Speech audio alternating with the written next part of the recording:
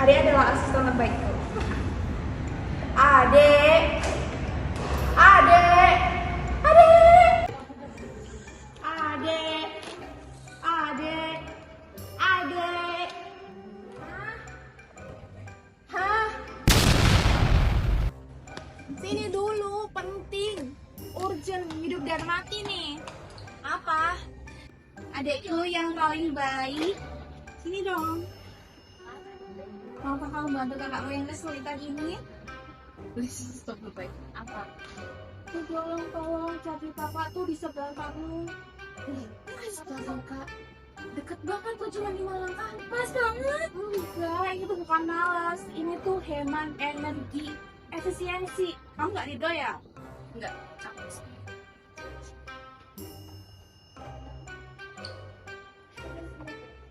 Makasih cantik bidadariku.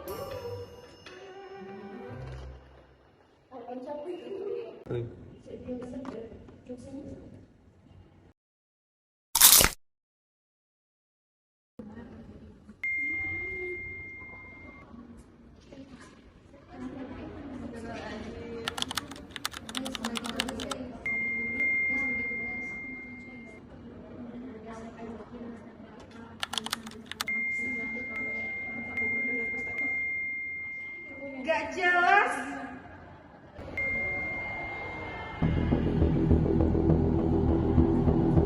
Gak pernah nyimpen wajah. Kalau dilihat jadinya dua. Hah? Apaan nih? Cermin. Cermin.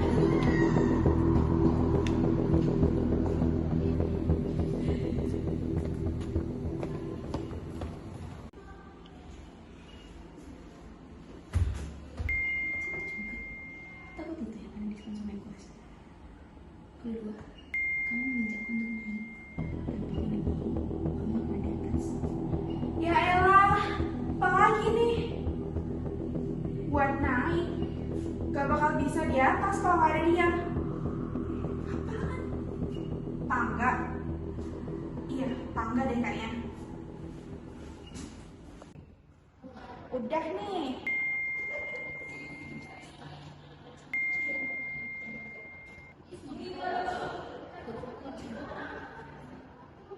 Lama.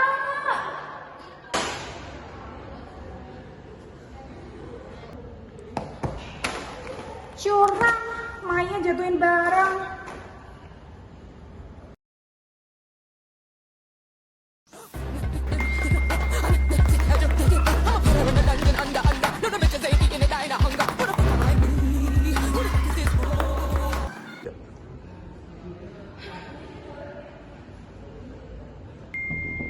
Apa lagi nih?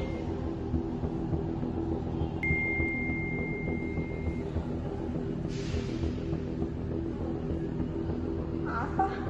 Makanan aku. Aku disuruh puasa tadi.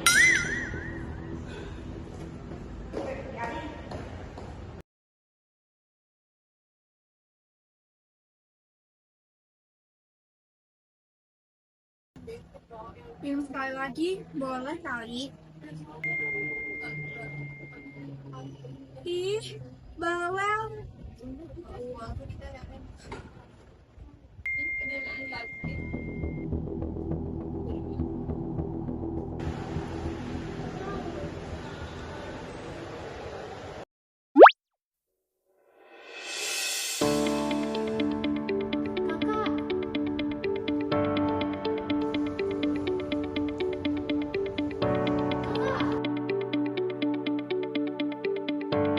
Selamat pagi teman-teman sekalian.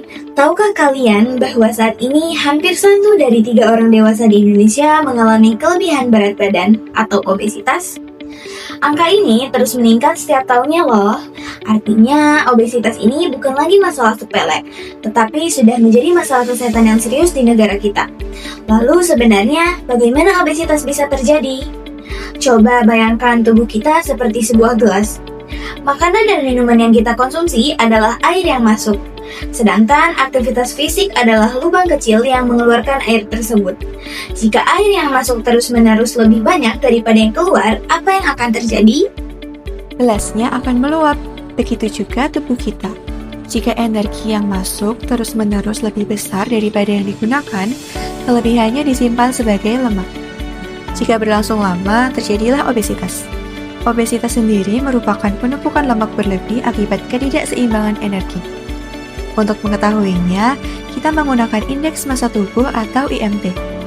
IMT dapat dihitung dari berat badan dibagi tinggi badan kuadrat. Pada populasi Asia, angka 18,5 sampai 22,9 termasuk dalam kategori normal. Angka 23 sampai 24 termasuk dalam kategori overweight atau kelebihan berat badan, dan angka 25 ke atas termasuk dalam obesitas. Lalu, apa sebenarnya penyebab obesitas itu? Nah, yang paling utama penyebab dari obesitas itu adalah asupan kalori berlebih, terutama dari makanan cepat saji dan minuman manis ditambah kurangnya aktivitas fisik. Jadi, kalau kita terlalu sering duduk, jarang bergerak, kalori menjadi tidak terbakar dengan baik. Selain itu, ada juga faktor genetik, stres yang memicu emotional eating, kurang tidur yang mengganggu hormon lapar dan kenyang, serta lingkungan yang memudahkan kita mengakses makanan tinggi kalori. Banyak orang mengira obesitas hanya soal penampilan, padahal dampaknya jauh lebih besar. Lemak berlebih bisa menyebabkan peradangan dalam tubuh dan resistensi insulin. Akibatnya, gula darah meningkat dan risiko diabetes serta penyakit jantung juga ikut naik.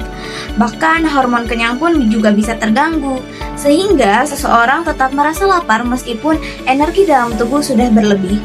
Obesitas juga dapat terjadi pada siapa saja, mulai dari anak-anak hingga lansia. Risiko meningkat setelah usia 25 tahun karena metabolisme menurun, dan perempuan cenderung lebih berisiko karena faktor hormonal. Tapi pada dasarnya siapapun bisa mengalami obesitas jika faktor risikonya ada.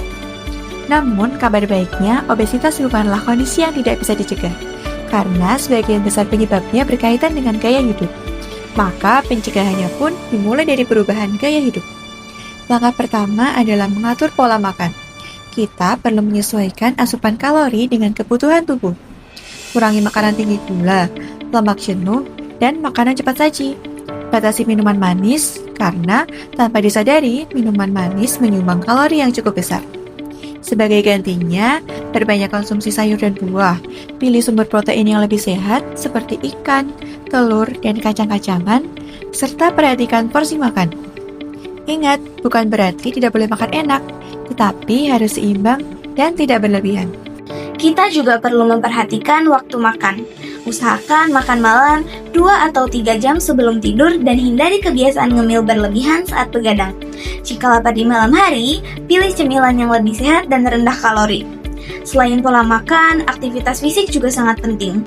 Tubuh kita dirancang untuk bergerak, tidak harus olahraga berat, jalan cepat, bersepeda, senam, atau bahkan membersihkan rumah sudah termasuk aktivitas fisik jika dilakukan dengan rutin. Minimal 30 menit aktivitas fisik intensitas sedang setiap hari sudah cukup membantu menjaga keseimbangan energi dan juga meningkatkan metabolisme. Lupa juga tentang tidur. Orang dewasa dianjurkan tidur 7-9 jam setiap malam. Kurang tidur bisa meningkatkan nafsu makan dan keinginan mengonsumsi makanan tinggi kalori. Pengelolaan stres juga tidak kalah penting. Saat stres, banyak orang makan bukan karena lapar, tetapi karena dorongan emosi. Cobalah mengalihkan stres dengan aktivitas positif seperti olahraga ringan, melakukan hobi, atau berbicara dengan orang-orang terdekat. Peran keluarga dan lingkungan juga sangat besar. Lingkungan rumah yang menyediakan makanan sehat dan membiasakan aktivitas fisik bersama akan membentuk kebiasaan sehat sejak dini. Jika dilakukan bersama-sama, perubahan kecil ini akan menjadi kebiasaan besar yang berdampak jangka panjang. Mas kalian, pencegahan obesitas bukan tentang diet ekstrim, namun tentang pilihan kecil yang kita ulang setiap hari. 1 minuman manis yang kita kurangi, 1 langkah kaki yang kita tambah, dapat menentukan masa depan kesehatan kita. Penyakit tidak datang tiba-tiba, ia lahir dari kebiasaan yang kita biarkan. Jangan tunggu sakit untuk mulai peduli. Mulai sekarang, sebelum tubuh yang menegur kita. Akhir kata kami ucapkan, Assalamualaikum warahmatullahi wabarakatuh.